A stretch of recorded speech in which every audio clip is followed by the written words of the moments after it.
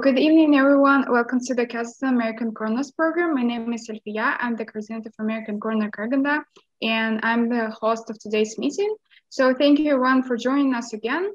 We're glad to start the fourth session of a series of 7-week workshops dedicated to American university culture with our English language fellow, Caroline Ideus. And so today you will learn about international students' life. This is like a really interesting topic. And so before we start, we would like to let you know that we're recording this session and it will be uploaded to our YouTube channel, Kazakhstan American Corners.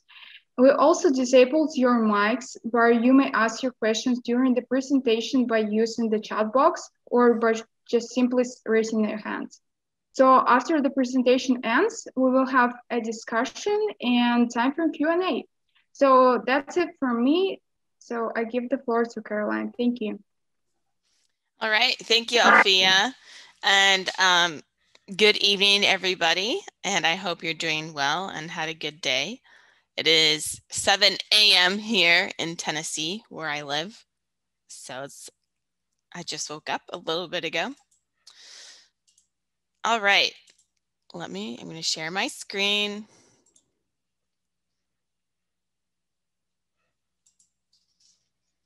All right, so I am an English language fellow with the U.S. Department of State, and my name is Caroline Ideus, and I live in Tennessee, in Martin, Tennessee, and I will show you on the map where I live.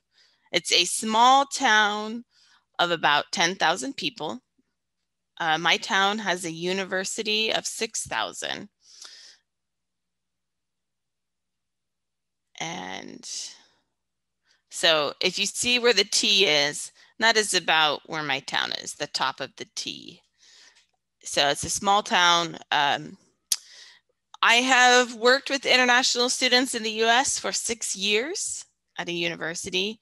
I had studied abroad twice, once in Estonia, once in the UK, and I've lived abroad. So I have a lot of experience being abroad, being an international student outside the US, and I've also worked with international students here in the US. So our topic today is international student life.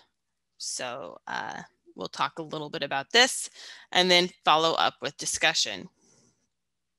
So some of the topics I will cover today are living and dining expectations, campus safety, health and international student services, the campus culture and social life, and if you can get a part-time job, and culture shock at the very end.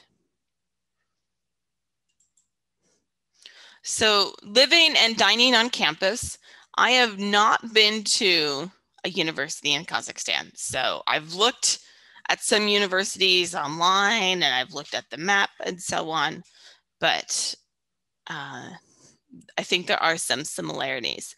In the US, you can have an urban university or a campus university. So of course, if you go to a big city like Chicago, LA, etc., their campus, the university is very different because it's in the city. It's not the traditional campus setting, what you see on TV. Well, all the buildings and dormitories on the same piece of land. In the city, the university is spread out throughout the city. But so today I'm talking about the campus experience. A city university is different and expectations are different and the services are different. I'll also talk about, so in the residence hall, there are two options. The cheapest is a shared room with a shared bathroom. And so this might be new for some people. And this is always our biggest challenge with international students. Maybe they've never shared a room with someone before they came to the US. And on top of that, they have to share a room maybe with an American or someone from a different country. So it's a lot to adjust to. And that is the cheapest option. And the other options are a single room with a shared or private bathroom. And then the cost gets much more expensive. And there's also a dining hall, and it depends on the campus or university, but it is sometimes a requirement to have a meal plan when living on campus. And so it depends on what your university requires. So here's an example of the typical standard 2-person room. So you can see there's 2 people, 2 desks, 2 beds. Sometimes these are lofted so you can store things under it, and that's it. Nothing too special. And if you think that's small, there's plenty of places on campus to study and to spend time.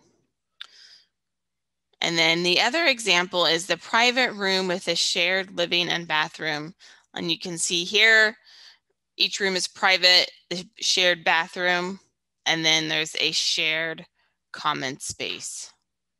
And this is much more expensive than the shared 2-person room.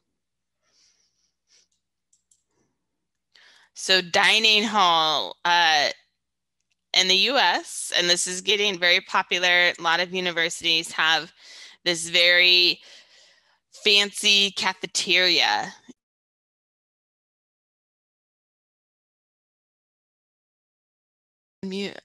Oh no, I didn't realize I was muted the whole time. Okay, I'm sorry. No, you weren't. Sorry, that was me. I'm so sorry. I accidentally okay. muted. Okay, where should I start at? Cafeteria? You can start where you stopped. Okay, sorry about that. Yeah, from where you stopped. The cafeteria, yes. It's for many of the international students, this is very surprising and overwhelming because it's a lot of food, it's a lot of choice, and it can be too much. And it's food that international students are not used to. So it's all very different. But there's lots of options. So there's salad bars, there's different types of cook stations, and so on. So the other part about university campuses that's different than being off campus is campus safety. So university campus have their own 24-hour safety and security staff. And this is a requirement to be an accredited university. So some of them even have their own police. So like that's the same, they can be a police. They go through the training and everything. So it's a campus police. And so if there's any kind of emergency, call campus police first before you call the city police. That's just how it works. And overall, I think most campuses are very safe because of this. They have their own safety, they have their own police, and the residence halls require a key entry. So the buildings are very secure, and so you can't just walk into a dormitory. You need to have a key or some kind of fob to get in. And also campus security, if you have a class at nighttime or you're studying at the library until late, you can call campus security and someone will walk you from the library to your dormitory. That's only on campus university property. So if you want someone to walk you to your apartment off campus, they can only take you to the edge of campus. So, but still, it's very helpful. I thought this was interesting. So this was top safety concerns on campus. asking students. This isn't asking, staff and faculty. This is asking students. And most students said no safety. They feel their campus is pretty safe. But what's interesting is the next is excessive drinking. And I'm sure you've watched movies in the US of American university life. And it's the age. Students are 18 to 22, 18 to 24, and they're young. And alcohol is definitely around. So that is a concern. Walking alone. Theft and robbery, only 9%. Unlit pathways. 2% are concerned about sexual assault or date rape. And then all these others are quite small compared to the others. So on university campuses, if you're out and you need some emergency, most campuses have these emergency towers, and you can just push a button and it will call the campus security. So you don't have to worry about remembering the number. It is not 911, it's a different number. So you can push this button and you can talk to someone. These are outside, maybe on a sidewalk or outside buildings.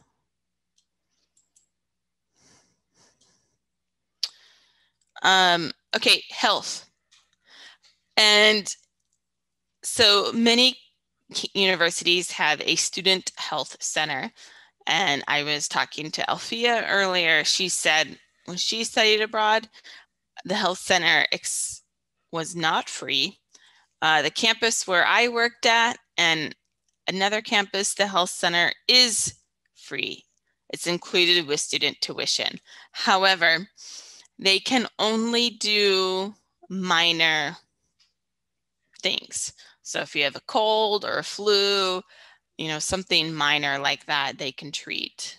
But if you have a broken arm or something major, they cannot handle that at the student health center. So you will need insurance. So check with the university about health insurance requirements. And the International Student Services Office will have a lot of information about that, and just follow what they do. Healthcare in the USA, it's much more expensive than in Kazakhstan. So plan accordingly.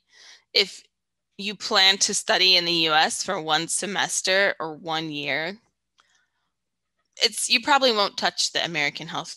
You probably won't need anything here. But if plan like your eye appointments and your dental appointments before you come to the US, so you don't have to have those services here. And if you plan on doing a degree, I know some students, when they go back home for the summertime, they do that there, back in their home countries. So universities, if they have international students, they will have an office for international student services. And this is the place where you can ask visa questions. If you have questions about banking and money, class scheduling issues. They also offer weekend excursions, cultural experiences, and adjustment issues. So always get in touch with your International Student Services Office and get to know the people there, because they will be the most helpful and important to your experience. And they will be able to answer your questions very quickly, because that's what they do. So, and also, one point of advice. It's okay. I mean, if you make an American friend, that's great, but don't assume they know everything. they're also your age and not experts on things. So ask the International Student Services. They will definitely know maybe more information than some of your friends. So this is an example of a student services office.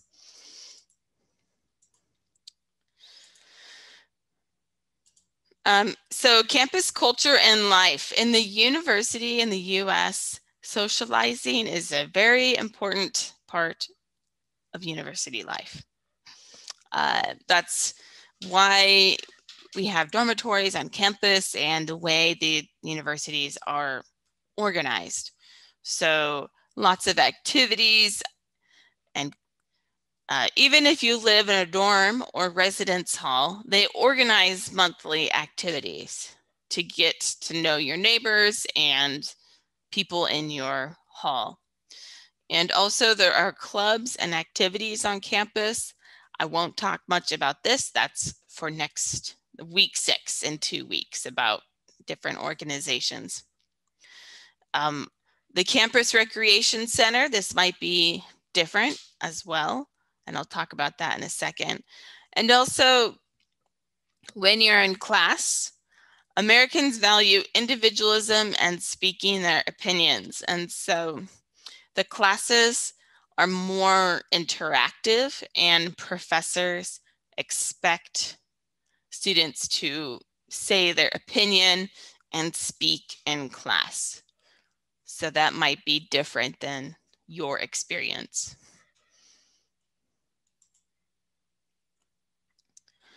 So here are some examples when I was with the international students, some of our trips for the fall.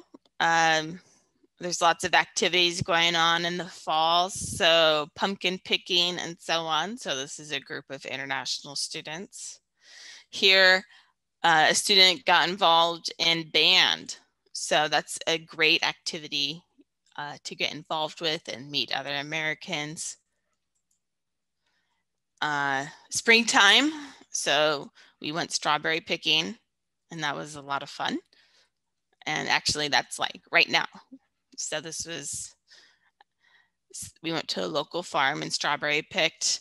And other culture, so American football is in the fall, and so it's always very,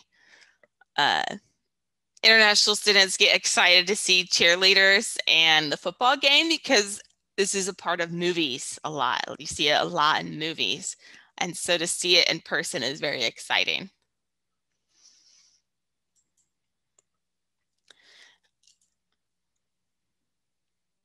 And so many campuses have what's called a recreation facility, and this is just one I pulled from the internet, but there you can play. They're very nice facilities, and that's where you get exercise. So you can do sports, there's group fitness classes, there's lifting rooms, pools, and so on.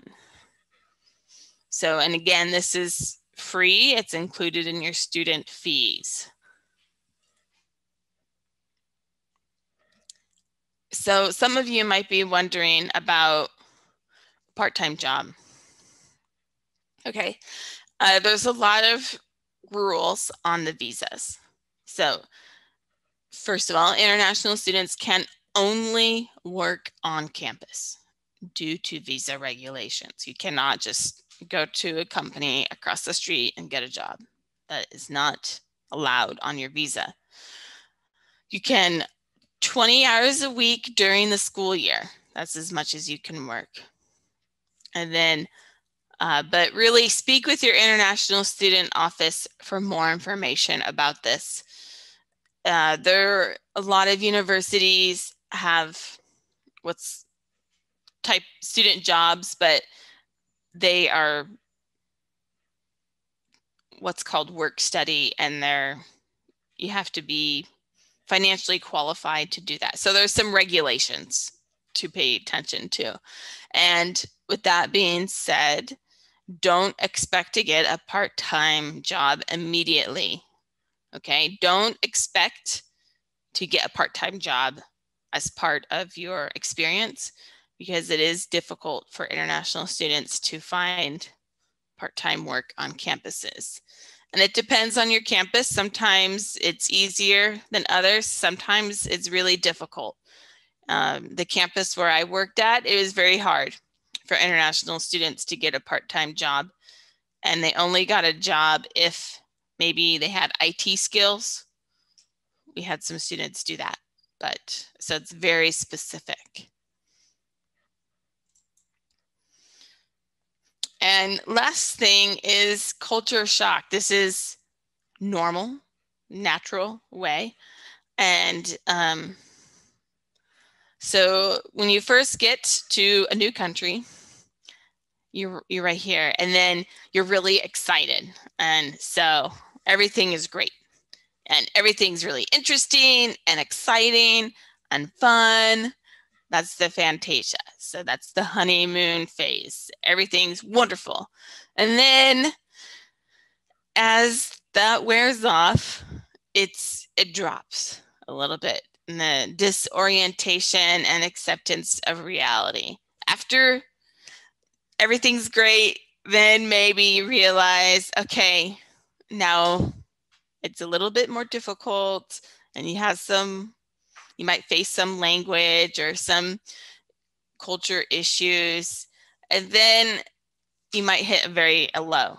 And so it's just trying to acceptance of reality, or just figuring out how to live in this new world. Then adjustment, you experiment. So now you've kind of figured out what's happening on campus, what's expected of you in classes, and so on. Now you can go out and try this stuff. That's experimentation.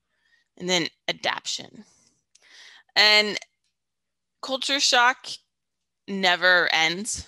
It can go up and down throughout your experience. So don't expect like, oh, after I get into adaptation, I'll be perfect. No, it's a W. Just think of it as a never ending W. So sometimes things are great, sometimes not so good, but then they get okay, and then they get good, and then you go back down. That's okay. That's normal.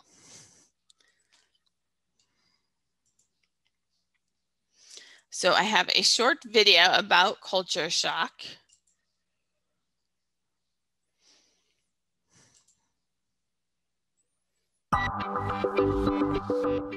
Hey guys, this is Adriana here at ApplyBoard, and I'm here to talk to you about how to deal with culture shock. So what is culture shock? You may have heard a lot about it if you've done any research about travel or studying abroad. Culture shock is going from a surrounding you're familiar and comfortable with to something that you're totally unfamiliar with. Some common symptoms of culture shock are lack of sleep, lack of confidence, feeling of sadness and loneliness, mood changes, allergies and pains, feelings of being lost, and sometimes feelings of being confused and uncomfortable. Some other things that can add to your feelings of culture shock are language barriers, a different climate, and being away from friends and family back home. But don't worry, because right now we're going to talk about the different ways in which you can overcome these feelings. First off, you need to remind yourself that these feelings are totally normal. Every single international student goes through it. You need to remember that this is a brand new experience that you're just about to embark on, and it's okay to feel these feelings of culture shock. You'll want to make sure that you keep in touch with your friends and family back home. This way, if you have any negative feelings, you can talk with someone that you're very comfortable with. You can also choose to talk to and get involved with the International Students Office. The staff at the International Students Office is there to guide you with every single step of the way. If you need someone to talk to or simply to help you get settled in, you can always talk to the people there. Try to get involved with some activities on or off campus. This is another way that you can meet new people. Getting involved in different activities means that you can also fill your schedule with some things that are more exciting as opposed to just class time.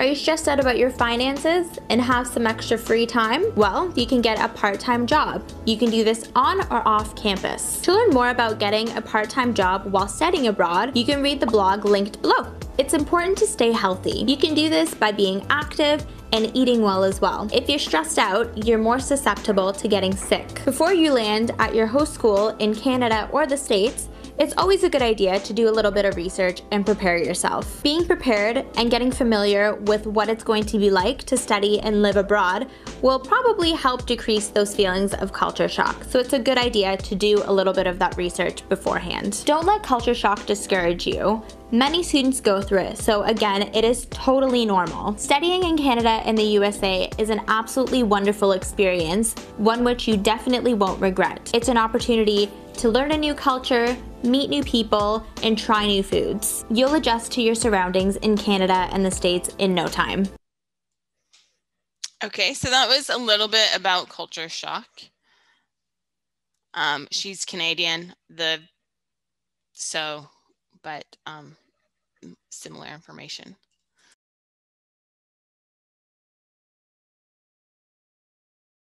I saw the question, but it was related to your presentation. And Anel asked with which university was strawberry picking? So that was at the university I taught at. So the University of Tennessee at Martin. It's, as I said, this is a rural town. We have 10,000 people here, and the strawberry farm is about 20 minutes outside of town. So it's very good. I actually will go in the next few days to pick strawberries. Other questions about anything? I think you can even allow somebody to unmute themselves to the participants. So yeah, guys, just turn your mic on and ask a question. So if you didn't have an opportunity to discuss some questions, you can also share right now.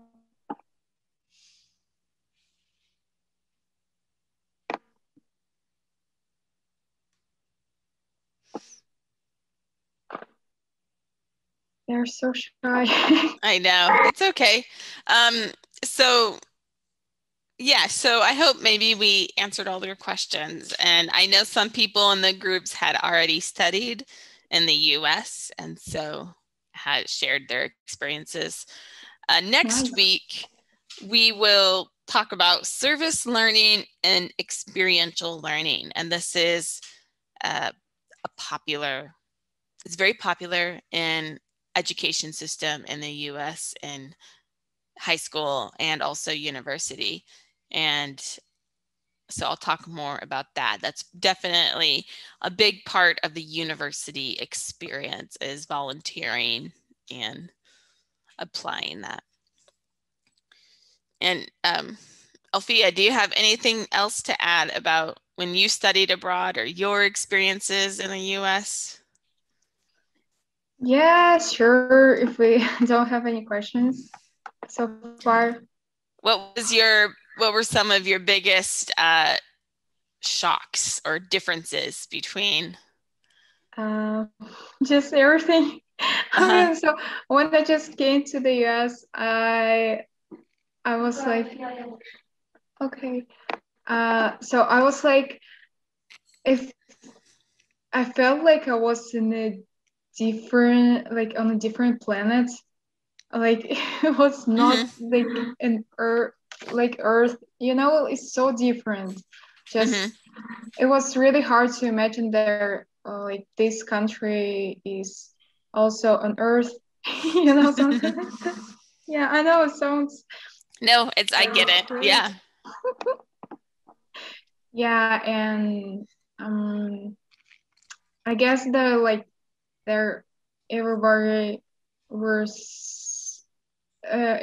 was so friendly, so they smiled. I don't know. Gosh, I don't know how to explain. And did you live on campus in a dormitory, a residence? Yes, so I was actually lucky because our campus includes apartments. Okay. Yeah, so I have my own room and even bathroom Okay. because so we like our apartment included 4 bedrooms, Okay. but there were only 2 of us, and that's why we had our own bathrooms. Oh, So that nice. was nice. Yeah. Yeah, and Did my you room, cook? Did you cook in yeah, your apartment or did you eat at the dining hall? no, the dining hall was not that good. Mm-hmm. So it took me like for around 2 weeks to try almost everything on campus. And so I picked some places where I could buy something like sandwiches or hamburgers, like something like this. Yeah, but anyway, I had to cook. Yeah, Mm-hmm. because it's like mostly we had some fast food. Mm-hmm.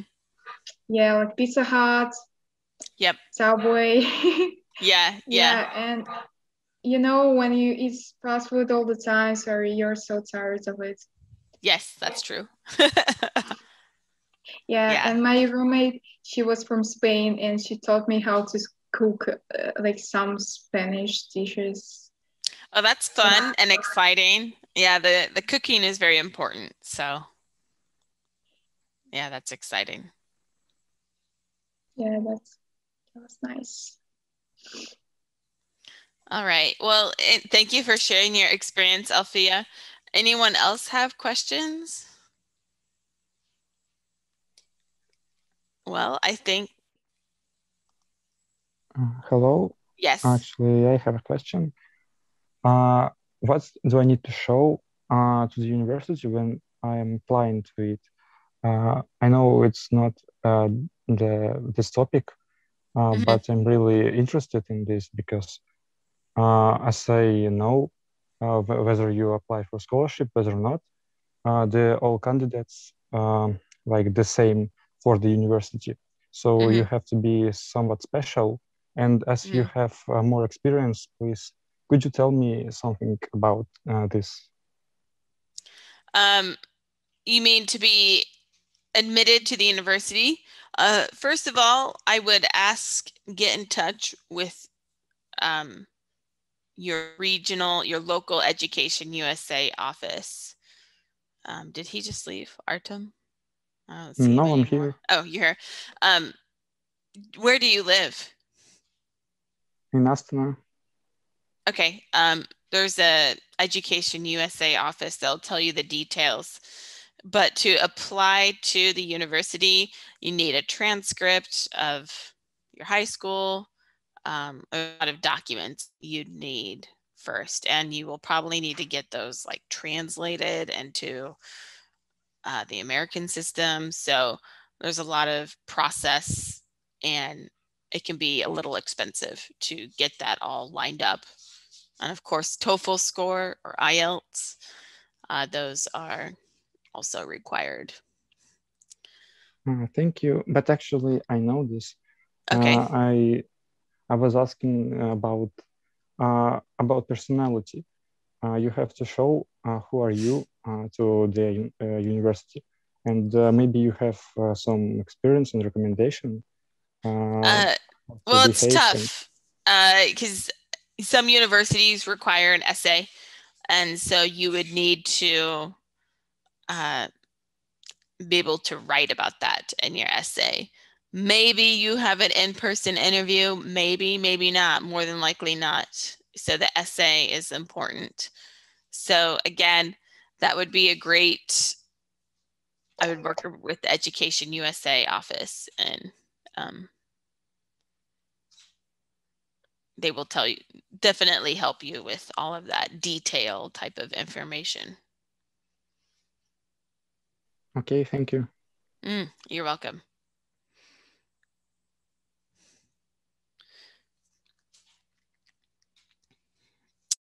Any other questions? Can I ask Yes. Alfia something? Mm-hmm. So you studied in the US to get what degree? On undergraduate program or postgraduate? For Alfia? Yes. Mm-hmm. Okay, so I was actually as an exchange student. The program is called Global U Grad. It was my bachelor's degree. Thanks a lot for the answering. Yeah, a 1-year exchange. Yeah, one academic year. Mm-hmm. And that's the most common, is 1 semester or 1 academic year. Mm-hmm. Yeah. Okay, so I don't see any questions except regarding our survey. So I guess we can close the session. Yeah, thank you, Caroline, for your time. That was Thank so you. nice. You know, like I I remember something about my international students' life. Yeah, cool. Good. Thank you. Okay, see you next Thursday. Yes, see all of you next Thursday about service learning and experiential learning. So this it'll be very interesting to learn about. All right, have a good evening, everybody. Have a good day. Bye. Bye. Thank you. Bye.